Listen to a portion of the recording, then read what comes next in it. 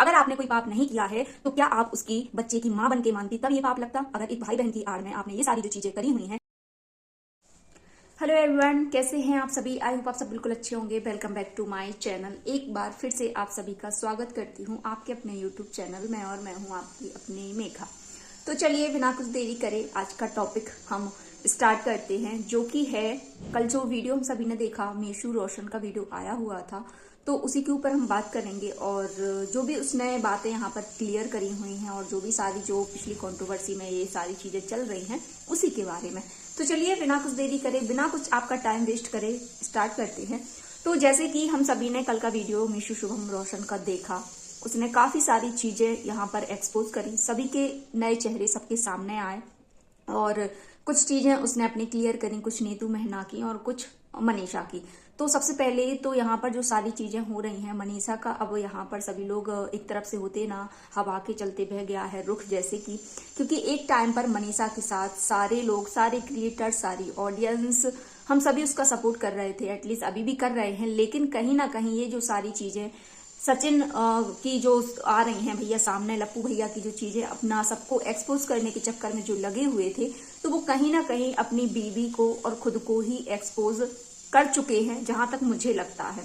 तो जो चीजें जब वो लगे हुए हैं कि मैं इसको करूं, उसको करूं, उसको करूं, हालांकि कल के बाद तो उन्होंने कोई भी वीडियो नहीं बनाया है, बट जब उनने ये सीरीज चालू करी हुई थी तो कहीं ना कहीं वो खुद भी पॉइंट टू पॉइंट धीरे धीरे करके सारी चीजें हम सभी के सामने आ रही हैं, जो कि इससे पहले हम लोगों के दिमाग में सस्पेंस था कि यार ये क्या हुआ, ये क्या हुआ, इसके पीछे की वजह क्या है, इसके पीछे की वजह क्या है, क्या सारा ऑफ कैमरा सीन हुए होंगे, ये चीजें हम लोगों के सामने नहीं आई थी।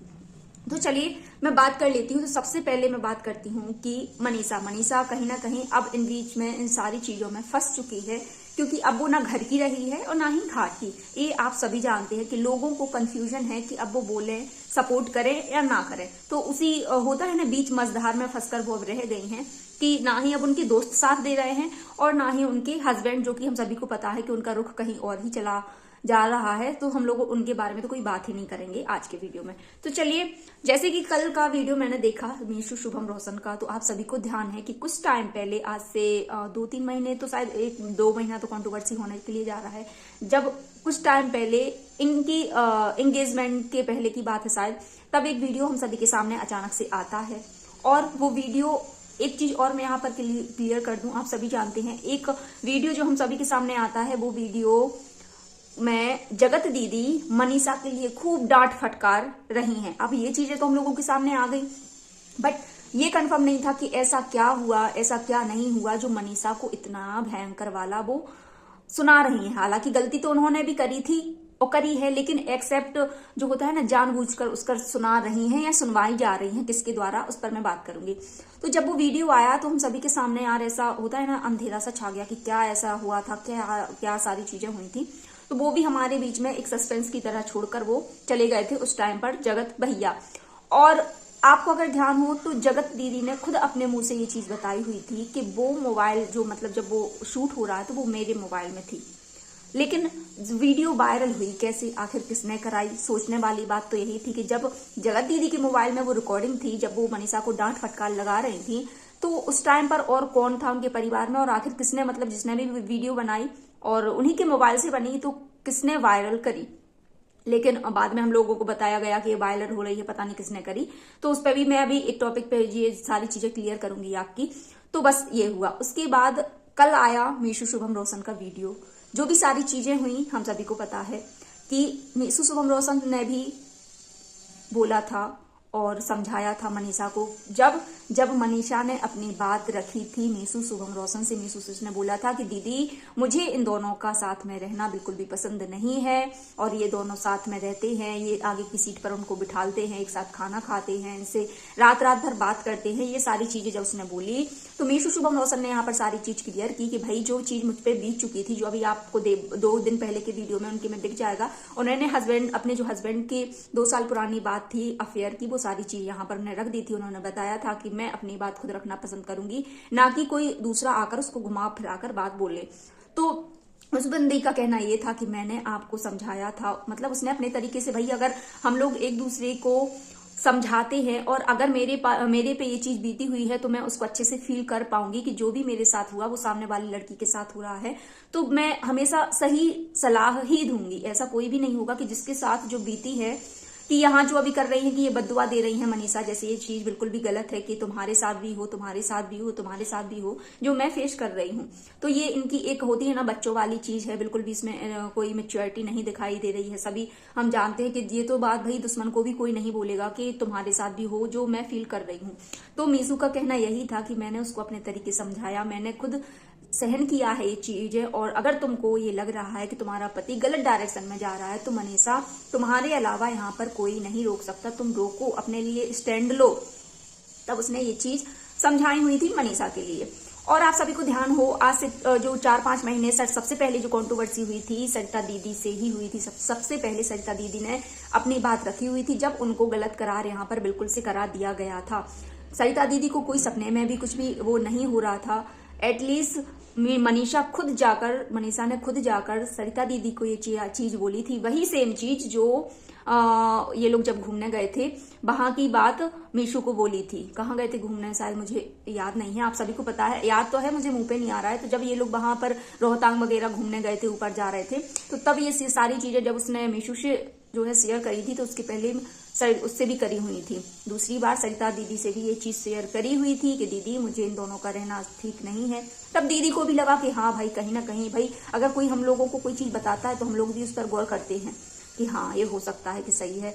लेकिन जब भी सरिता दीदी ने बात उठाई, उन्होंने बोला, उसको समझाया, सारी चीजें करी, फिर दूसरे तीसरे दिन उन्होंने देखा कि अरे आज तो मनीषा मुझसे ये बोल रही थी, और साथ में एक साथ जब उन्होंने देखा कि एक थाली में तीनों लोग खाना खा रहे हैं, तब उनको भी बड़ा अजीब सा फील हुआ। उन्होंने इस चीज का भी जिक्र करा हुआ है, हालांकि उन्होंने मनीषा का सपोर्ट किया है, बट जो उनको उस टाइम पर फील हुआ उन्होंने वो हम सभी से बात शेयर करी हुई है।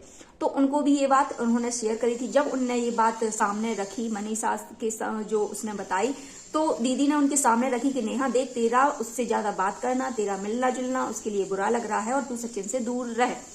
तब हम सभी के सामने जो भी सारी चीजें हैं, मुझे एक्सप्लेन करने की जरूरत नहीं है कि जो भी मतलब होता है ना, एक तरफा सरिता दीदी के लिए बहुत ही ज्यादा गंदा तरीके से ट्रोल किया गया था, और बाद में उनको ही चुप रहना पड़ा। शायद उनको वही चुप रहकर सारी चीजें सही लगा कि शायद मेरा अब इस बात पर टॉपिक शांत रहना ही ठीक है। हालांकि उस टाइम पर गलत दोनों थे, जगत दीदी, जगत भैया, दोनों ही गलत थे, लेकिन फिर भी वो जानबूझकर किसी दूसरे पर ब्लेम लगा रहे थे, क्योंकि उनको कोई भी शर्म लिहाज तो है ही नहीं, उनने सभी बेच खाई है। तो ये सारी चीजें क्लियर हो गई। मीशू ने बताया कि जब उस वीडियो में ये उसको डांट फटकार लग रही थी, तो ये उस टाइम की वीडियो है जब नेहा दीदी को ये बात पता चली। नेहा दीदी ने शुभम मीशू से बोला कि मीशू तूने ऐसा ऐसा बोला है क्या मनीषा ने, तो उसने मनीष भाई अगर मीशू ने बोला होगा तो उसने भी सीधा बोला हाँ उसने मुझसे ऐसा बोला है। और अगर आपको विश्वास ना हो तो आप डायरेक्ट वीडियो कॉल पर बात करके आप उससे पूछ सकती हो, उसने आपकी जो बातें हैं मुझसे करी हुई हैं। तो मीशू ने उस टाइम पर ये बोला नेहा से। नेहा ने तुरंत वीडियो कॉल करा। वीडियो कॉल करने के बाद मनीषा ने कॉल उठाया, और जब ये सारी चीजें मनीषा से पूछी गई, तब मनीषा सीधा अपनी बात से मुकर गई कि नहीं दीदी, मैंने आप पर कोई भी, मैं ऐसा नहीं ब्लेम कर सकती, मैंने ऐसी आपकी कोई भी बात नहीं करी है, और मैंने अगर करी भी है तो मीशू ने मुझे भड़काया है, मीशू दीदी ने मेरे कान भरे हैं, मीशू दीदी ने मेरे लिए ये करा है, मीशू दीदी ने मेरे लिए वो करा है। तो सारा मतलब अपनी बात से मुकर जाना। उस टाइम पर मनीषा अपनी बात से मुकर गई, और जो भी हुआ फिर इसके बाद जगत दीदी गलत थी, लेकिन फिर भी उन्होंने, एक होता है ना एटीट्यूड, ईगो, जो हम सभी अभी देख रहे हैं कि इतना गलती करने के बाद भी अभी वो झुक नहीं रही हैं। एक भाई बहन का रिश्ता खराब करने के बाद भी अभी वो बोलती हैं कि नहीं मैंने कोई पाप नहीं किया है। तो भाई किसी बात को मतलब अगर किसी ऑडियंस को मेरी बात अगर ये बुरी नहीं लगे तो मैं एक बात बोलना चाहूंगी, अगर आपने कोई पाप नहीं किया है तो क्या आप उसकी बच्चे की माँ बन के मानती तब ये पाप लगता? अगर एक भाई बहन की आड़ में आपने ये सारी जो चीजें करी हुई हैं, अगर आपको ये पाप नहीं लगता तो क्या आप बिल्कुल सब कुछ करके उसकी घर गृहस्थी में घुसकर शादी करके तभी आपको लगता कि हाँ ये मैंने बहुत प्राउडली काम किया है?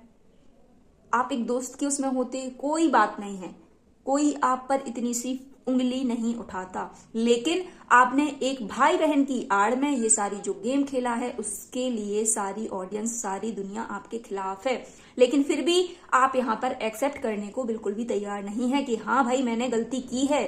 आप यहाँ पर सीधा आकर हमेशा ऑडियंस के सामने रो धोकर नाटक करती हैं और सिर्फ यही बोल के चली जाती हैं कि मैंने कोई पाप नहीं किया है, मैंने कोई इतना बड़ा वो नहीं किया है।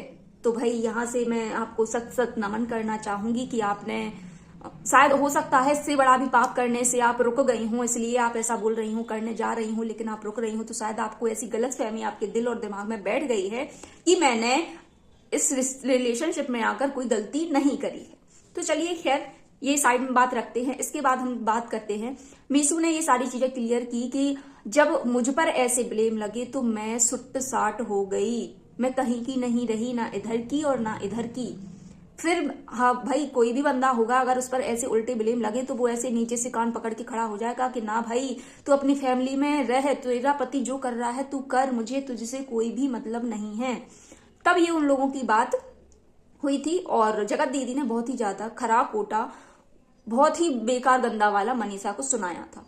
अब गलती यहाँ आ जाती है मनीषा की कि भाई अगर तेरे पति को तेरे होता है यार, अगर कोई बंदा अपना हस्बैंड जिसके साथ हम 24 घंटे रहते हैं उसका एक करवट का भी हमें रात में पता चल जाता है कि वो करवट ले रहा है, लेकिन अगर वो रात रात भर बात करता था तो आपने क्यों एक्शन नहीं लिया?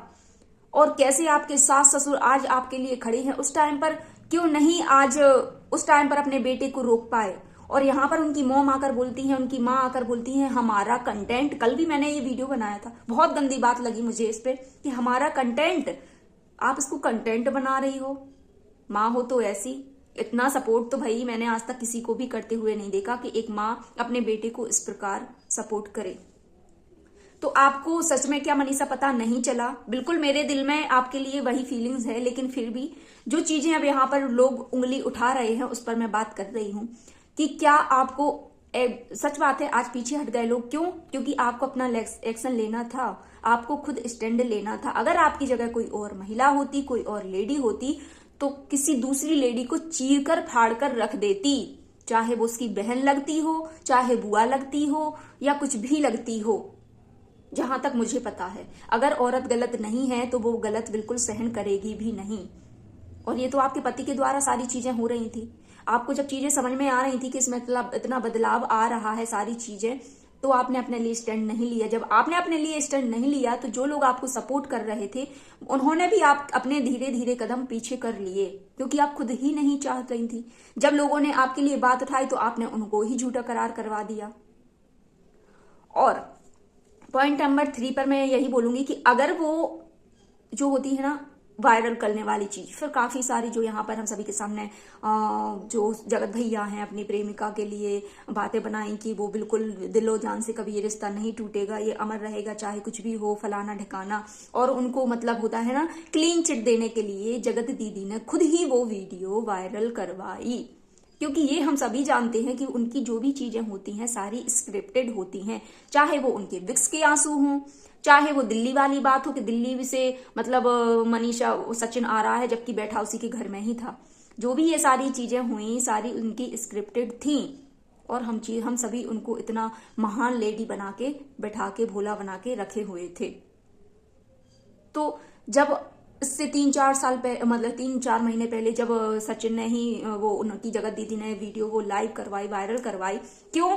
क्योंकि जो वो अभी तक सिंपैथी कार्ड खेलती आई हुई हैं आशीष जी के नाम पर और अपनी ये होता है ना आयरन लेडी के नाम पर, एक सिंगल मदर होने के नाम पर, अगर वो ये सारी चीजें उनके साथ तब सामने आ जाती तो जो अभी उनके साथ हो रहा है शायद वो आज से 4 महीने पहले हो चुका होता। लेकिन भगवान भी सही का साथ देता है।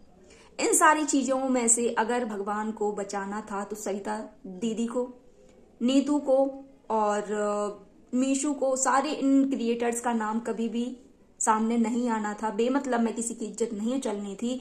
इसलिए भगवान की कृपा ही है या कुछ भी मान लो कि इन्होंने सब अपने मुंह से यहाँ पर क्लीन चिट सभी को दिखा दी, सारी चैटिंग वायरल कर दी और जो भी हुआ इन्हीं के मुंह से जो उनने थूका और वही वो चाट गए थे वो ही सारा यहाँ पर उल्टी कर दिया कि सारी जो उनके पेट में चीजें थी ना यहाँ पर आके सब बग दिया और किसी का कुछ भी नहीं बिगड़ा। क्योंकि जो ट्रोलिंग का सामना आज से 4 महीने पहले सरिता दीदी को करना पड़ा था, अगर मीशू भी उस टाइम पर आती तो शायद उसके लिए भी यही सारी चीजें होती। नीतू आती तो उनके लिए भी यही सारी चीजें होती। जो आज से 4 महीने पहले सरिता दीदी के लिए और बहुत ही गंदे लेवल तक होती है ना। तो ये सारी चीजें हैं। फिर इसके बाद हम बात करेंगे नीतू मेहना के बारे में। नीतू मेहना क्यों चुप रही, तो भाई ये चीजें तो हम लोगों को क्लियर हो गई कि उनका कहीं ना कहीं वो वीडियो ब्लैकमेलिंग था।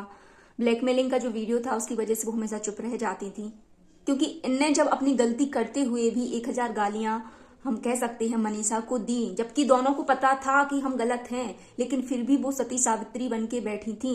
फिर भी उसको ऐसा जाहिर करा, उसको बताया कि मेरे पीछे 17 लड़के घूमते हैं। इतने लड़के तो तूने अपने कॉलेज में मेरी नहीं देखे होंगे जितने मेरे लिए शादी के लिए लाइन लगी हुई है। तो ये है महान दीदी की सच्चाई, हमारी जगत दीदी की सच्चाई। और बस मनीषा का भी हम यही कहेंगे कि मनीषा कहीं ना कहीं मजबूर थी, दबती थी। ये बंदा जो आज इतने मुखौटे ओढ़कर सबकी क्लीन होता है ना, पर्दाफाश करने पर जो लगा हुआ था, वो इतना जो इसका रूडली व्यवहार, तो वो बंदा पता नहीं उसके साथ ऑफलाइन क्या ही करता होगा।